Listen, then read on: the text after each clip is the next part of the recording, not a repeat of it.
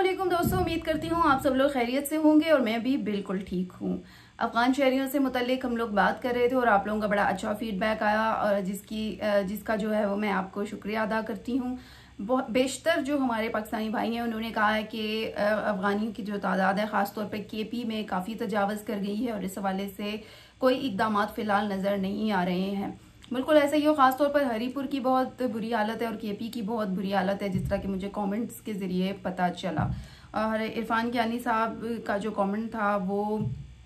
जो है वो मुस्बत था, मुझे उसमें थोड़ी सी मुस्बत चीज़ें इसलिए नज़र आई क्योंकि अब वो इरफान कियानी साहब आप जो हैं वो चीज़ों को खासा रियलिटी की नज़र से देख रहे हैं और आपको अब ऐसा लग रहा है कि जी अब होने कुछ नहीं वाला है और हुकूमत हर चीज़ की जिम्मेदार है। तो आपका पॉइंट जो है वो किसी ना किसी हद तक मैं दुरुस्त ही मानूंगी कि आप इसमें जो है वो सही सोचते हैं। बहरहाल दोस्तों, ये तो थे आपके कमेंट्स जिसका मैंने सोचा कि हवाला दे दूं और आज हम बड़े अहम चीज़ों पर बात करें, बड़े अहम टॉपिक पर बात करने जा रहे हैं। सबसे पहले तो मैं ये बताऊं कि अफगान शहरियों की जो डेडलाइन है अब उसमें ज़्यादा दिन नहीं रहे हैं, एक हफ्ता रह गया है और ताहाल जो है वो अफगान शहरियों की एक बहुत बड़ी तादाद, बल्कि लाखों की तादाद कहेंगे कि वो इस वक्त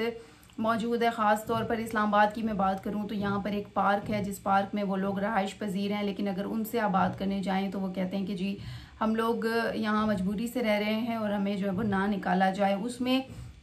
जितने भी कैंप्स में मौजूद जो अफगान मुहाजिरीन हैं वो हर किसी की जो दास्तान है वो अपनी अपनी दास्तान है और इसी हवाले से बहुत सारे जो अफगान शहरी हैं वो अब हुकूमत तो अपनी तरफ से इकदाम कर रही है, लेकिन अगर मैं अफगान शहरियों की बात करूं तो वो भी जो है वो खामोश नहीं बैठे हैं, किसी न किसी प्लेटफॉर्म पे जा रहे हैं, रुजू कर रहे हैं अपनी जो वापसी का जो तरीक़ेकार है या वापसी की के हवाले से जो है वो कह रहे हैं कि जी हमें वापस ना भेजा जाए और इसको रोकने के अमल में भी वो खासी जो है वो मुदाखलत के साथ साथ कोशिश उनकी है कि वो यहाँ से ना ही जाएं और यहीं पर क़याम पज़ीर रहें। और बेशतर अफगान शहरियों का ये कहना है, अफगान मुहाजिरीन का ये कहना है कि जी अरसे से यहाँ रह रहे हैं तो अब ये इकदाम क्यों कर किए जा रहे हैं। तो अफगान मुहाजिरीन को, अगर अफगान भाइयों को मैं ये बता दूं कि सिर्फ हम ही नहीं कर रहे बल्कि ईरान भी ये चीज़ें कर रहा है, तुर्की भी कर रहा है, बल्कि हर जगह से इस काम में तेज़ी लाई गई है। और अब हुकूमत की जानिब से ये भी कहा गया है अफगान मुहाजिरीन को कि जी अगर आप लोग यहाँ स्टे करना चाहते ही हैं तो आप लोग अफगानिस्तान एक दफ़ा चले जाएं और अगर आप लोगों ने आना हो तो फिर वीज़ा के ज़रिए आप लोग दोबारा रुजू कर सकते हैं। कोई ऐसी पाबंदी आप पर तायात नहीं लग रही है कि आप पाकिस्तान आ ही नहीं सकते हैं। तो इस हवाले से मुख्तलिफ जो चीज़ें हैं वो हमें देखने को मिल रही हैं। और अफगान शहरियों की मैं बात करूं तो वो इस वक्त जो है वो जैसे जैसे डेडलाइन का वक्त करीब आ रहा है तो वैसे वैसे उनकी जो परेशानी है वो भी बढ़ती ही जा रही है, क्योंकि उनको लग रहा है कि वो वापस जाएंगे तो शायद उनके साथ अच्छा सलूक नहीं होगा। लेकिन अगर दूसरी जानिब अफगान तालिबान हुकूमत की बात करें तो वो बकौल उनके साथ बड़ा अच्छा सलूक किया जा रहा है, उनको राबते के सोर्सेस फराहम किए जा रहे हैं, उनको रहाइश भी जो है वो फराहम की जा रही है। तो अब अफगान अगर हुकूमत की बात करें तो उनकी जानिब से ये स्टेटमेंट आ रहे हैं, लेकिन दूसरी जानिब अगर अफगान मुहाजिरीन की शिफ्टिंग की बात करें तो अफगान मुहाजिरीन इस वक्त खासे परेशान है। लेकिन पाकिस्तान की जानिब से जो तैयारियां हैं वो हतमी मराहिल में दाखिल हैं। बॉर्डर क्रॉसिंग पॉइंट जो एक रखा गया है वहाँ पर उन्होंने बायोमेट्रिक का एक तरीक़ाकार जो है वो रख दिया है कि बायोमेट्रिक के ज़रिए इनको भिजवा दिया जाए। काफ़ी सारे दोस्तों ने कहा कि जी जर्मनी को अगर बहुत ज़्यादा प्रॉब्लम हो रही है तो जर्मनी अफगान मुहाजिरीन को अफगानिस्तान से भी बुला सकता है। जैसे पिछले ब्लॉग में मैंने बताया था कि 200 से ज़्यादा जो मुहाजिरीन हैं उनको जब पाकिस्तान ने मुल्क बदर कर दिया तो जर्मनी का रिएक्शन क्या आया था। तो बिल्कुल ऐसा ही है, जर्मनी अगर पाकिस्तान से अफगान मुहाजिरीन को बुलवा सकता है तो फिर अफगानिस्तान से भी अफगान मुहाजिरीन को बुलवा सकता है। आज मैं जिस टॉपिक पर बात करने जा रही थी वो था अदालती फैसला, क्योंकि कुछ अर्सा कबल अफगान शहरी ने अदालत से रुजू किया था और उन्होंने कहा था कि हमें वापस ना भेजा जाए। तो आज इस्लामाबाद हाई कोर्ट ने बहुत बड़ा ऑर्डर जारी कर दिया और उन्होंने 18 अफगान मुहाजिरीन की जो वापसी थी उसकी कार्रवाई से रोक दिया है, यानी कि पूरे के पूरे 18 मुहाजिरीन। और ये क्यों कर किया गया है, क्योंकि इन्होंने, इस खानदान ने बेसिकली इस्लामाबाद हाई कोर्ट से रुजू किया था कि जी हमारी जो वापसी है उसको रोक दिया जाए, उसकी कार्रवाई को आगे ना बढ़ा दिया जाए। अब थोड़ी सी जो डिटेल थी वो मैंने अदालत से ले ली, जो कि मैं खुद अदालत जाती भी हूँ, तो उस हवाले से बेसिकली आज ये तहरीरी फैसला इस्लामाबाद हाई कोर्ट ने जारी किया है और इस्लामाबाद हाई कोर्ट के चीफ जस्टिस सरफराज डोगर ने जो है वो इस केस को सुना और आज उन्होंने तहरीरी फैसला जारी कर दिया है। और तहरीरी फैसले के मुताबिक उन्होंने वजारत दाखिला यानी कि interior, NADRA, DG immigration, FIA को जो है वो नोटिस जारी कर दिया है और उनसे जवाब भी तलब कर लिया है आइंदा महीने तक, यानी आइंदा माह तक उनसे जवाब भी तलब कर लिया है और उनसे पूछा है कि जी क्या चीज़ें क्यों क्यों कर पेशरफ्त हो रही है। इसके अलावा अगर इसमें वकील की बात करें तो काजी आदिल इस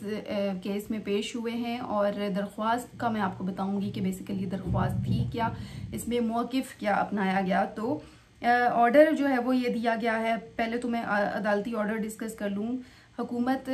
यानी ऑर्डर जो बताया गया है उसमें बताया गया कि हुकूमत ने 4 अगस्त को POR कार्ड मंसूख करने के हवाले से जो वापसी का हुक्म था वो दिया था। यानी POR कार्ड होल्डर को कहा था कि जी आप चले जाएंगे और 31 अगस्त तक आपकी डेडलाइन है और POR कार्ड वालों के लिए स्टिल ये डेडलाइन जो है वो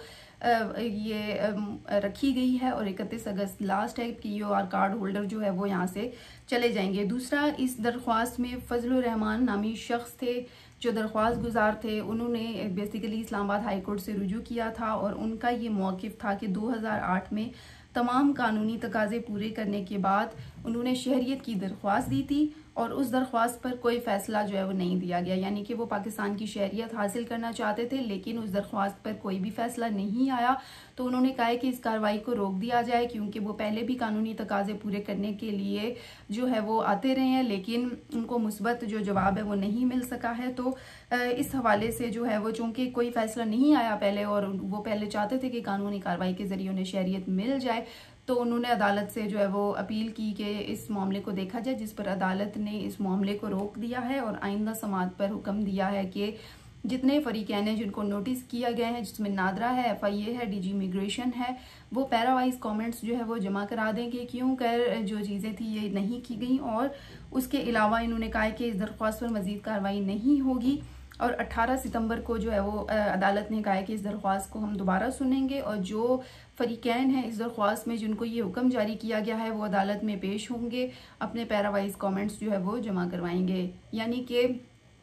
अब इसमें जो है वो अगर फजलुर रहमान नामी शख्स की बात करें तो वो मरहूम के यानी डेथ हो गई थी और उसी जिनकी डेथ हो गई थी वो उसी मरहूम के ख़ानदान से ताल्लुक़ रखते हैं और उन्होंने अदालत से फैसला जो है वो रुजू किया और कहा कि जी हमें जो है वो रोक दिया जाए, जाने से इस अमल को रुकवा दिया जाए और अदालत ऐसा हुक्म जारी करे जिसके बाइस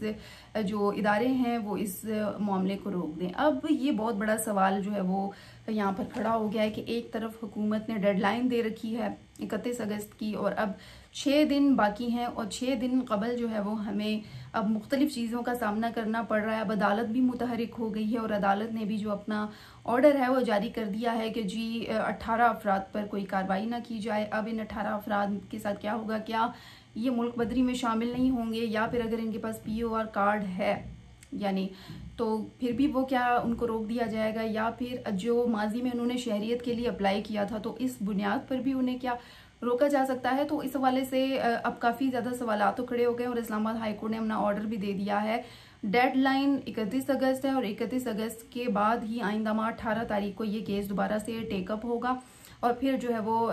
पता चलेगा कि जी फरीकैन अपना क्या जवाब जमा कराते हैं और उस जवाब जमा कराने से कबल क्या इनको मुल्क बदर कर दिया जाता है या फिर ये जो है वो रुक जाते हैं या फिर अदालती ऑर्डर पर अमल किया जाता है या नहीं किया जाता। अब देखते हैं, डेडलाइन अब करीब है। तो दोस्तों आप इस वाले से क्या सोचते हैं कि एक तरफ डेडलाइन है दूसरी तरफ अदालती ऑर्डर है, ज़रूर अपनी राय से जो है वो आगाह कीजिएगा। इसी के साथ ही मुझे दीजिए इजाज़त, इंशाल्लाह कल फिर आप लोगों से बात होगी। तब तक के लिए अल्लाह हाफिज़।